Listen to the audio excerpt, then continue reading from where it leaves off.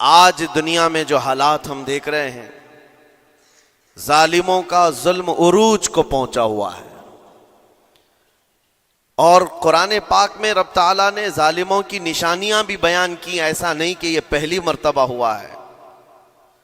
اللہ تعالیٰ فرماتا ہے وَكَم مِّن قَرْيَةٍ أَهْلَكْنَاهَا، کتنی بستیاں ایسی ہیں جن کو ہم نے ہلاک کر دیا.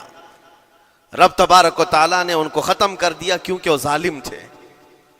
ظالموں کی بستیاں جو ہلاک ہوئیں، قرآن پاک میں 3 مثالیں آپ کو بتاتا ہوں.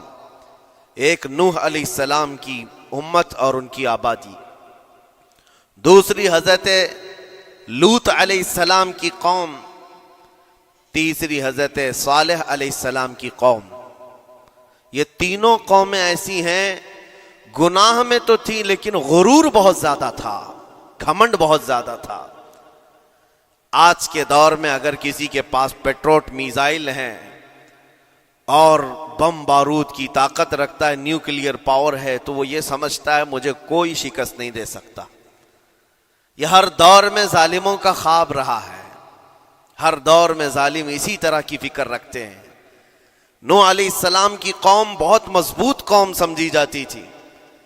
اللہ تعالیٰ نے اپنے نبی کو جب حکم فرمایا کہ آپ ایک کشتی بنائیں بہت بڑی، تو وہ آپ کا مذاق اڑاتے تھے. یہاں دور دراز کہیں نہ ندی ہے، نہ نالا ہے، نہ سمندر ہے، کشتی کس میں چلاؤ گے؟ اللہ کے نبی کو پتا تھا کہ عذاب آنے والا ہے، اور اپنے ایمان والوں کو آپ ڈرا بھی رہے تھے. لیکن کفار و مشرکین غرور و تکبر میں ایسے تھے، یہاں تک کہ نوح علیہ السلام نے اپنے بیٹے کو بلا کر کہا، جو کافر تھا، کہا میرے ساتھ آ جا، یا بنی ارکم معنا ولا تکن مع الکافرین، بیٹا ہمارے ساتھ آ جا، کافروں کے ساتھ مت جا. اس نے کیا کہا؟ قال سآوی الی الجبل یعصمنی من الماء، میں تو پہاڑ کی اونچی چوٹی پر چلا جاؤں گا، تمہارا پانی مجھے کچھ نہیں کر سکے گا. یہ اس وقت ظالموں کا خیال تھا، گمان تھا. پھر اللہ تعالیٰ قرآن پاک میں فرماتا ہے وَفَجَّرْنَا الْأَرْضَ عُيُونًا، ہم نے زمینوں کے سارے چشمے پھاڑ دیے، ہر جگہ سے پانی کے سوتے نکلے، اور پھر آسمان کے سارے دروازے کھول دیے. فَفَتَحْنَا أَبْوَابَ السَّمَاءِ بِمَاءٍ مُنْهَمِرٍ، اللہ فرماتا ہے آسمان کے سارے دروازے پانی کے کھول دیے، آسمانوں سے پانی اور زمینوں سے پانی. فَالْتَقَى الْمَاءُ عَلَى أَمْرٍ قَدْ قُدِرَ، سورہ قمر کی آیتیں ہیں. رب تعالیٰ فرماتا ہے پانی اتنا بڑھ گیا کہ جو رب تبارک و تعالیٰ کی طے کی ہوئی معینہ نشانی تھی، وہاں تک جا کر پانی مل گیا. روئے زمین پر کوئی باقی نہ رہا سوائے حضرت نوح علیہ السلام کی کشتی کے، کوئی نہیں باقی رہا. جب یہ پانی پھیل گیا، کیا پہاڑوں کی چوٹیاں، کیا محلوں کی اونچائیاں، سب غرق ہو گئے. اور وہ جبابرہ، وہ قوت کے بادشاہ جو کہتے تھے ہمارا کوئی کچھ نہیں بگاڑ سکے گا، سڑ گئے پانیوں میں. صرف پانی اللہ تعالیٰ بھیج دے تو انسان اسے روک نہیں سکتا، عذاب الہی کو کیسے روک سکے گا؟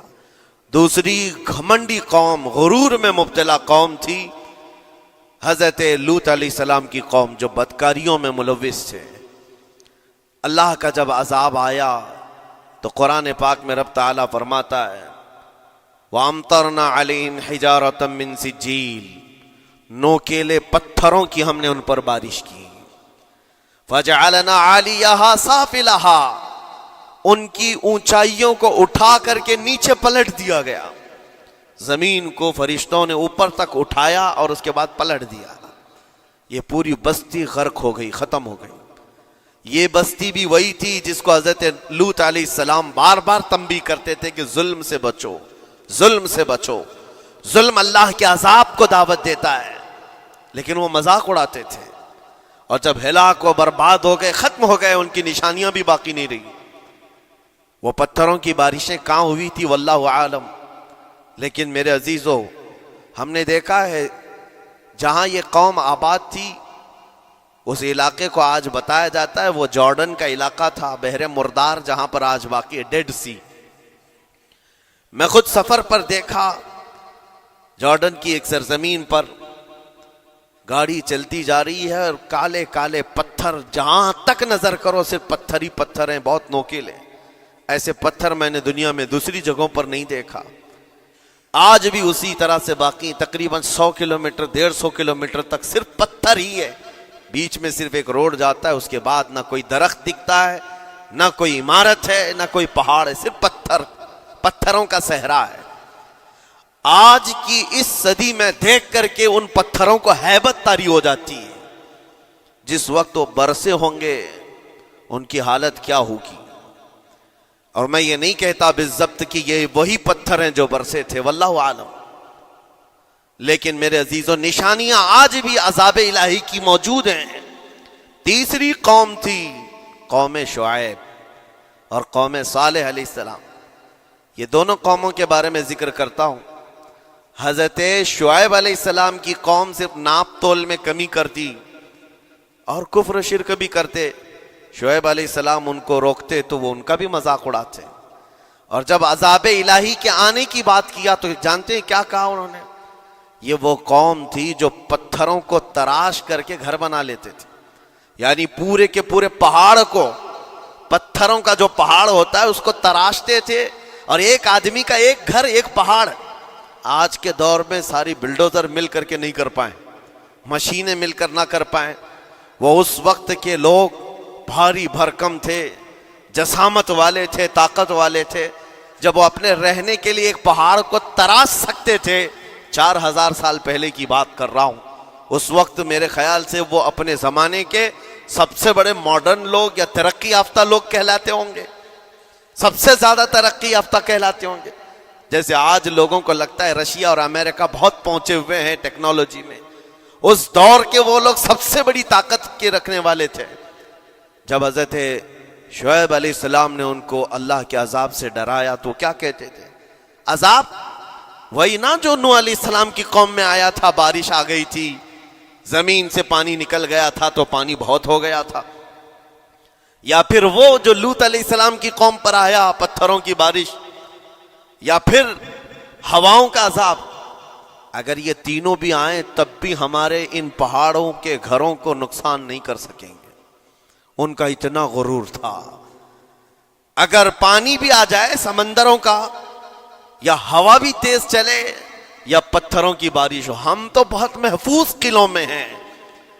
اندازہ کرو میرے عزیزو، 3000 4000 سال کے بعد آج تک مدائن صالح اور الاولا سٹی نام سے سعودی میں موجود ہے، ابھی تک وہ گھر موجود ہیں، تو اس زمانے میں کتنے مضبوط رہے ہوں گے پتہ نہیں۔ 3000 سالوں میں کتنے طوفان آئے، کتنے سیلاب آئے، لیکن ابھی تک وہ پہاڑوں کے گھر موجود ہیں، تو اس زمانے میں کتنے طاقتور ہوں گے۔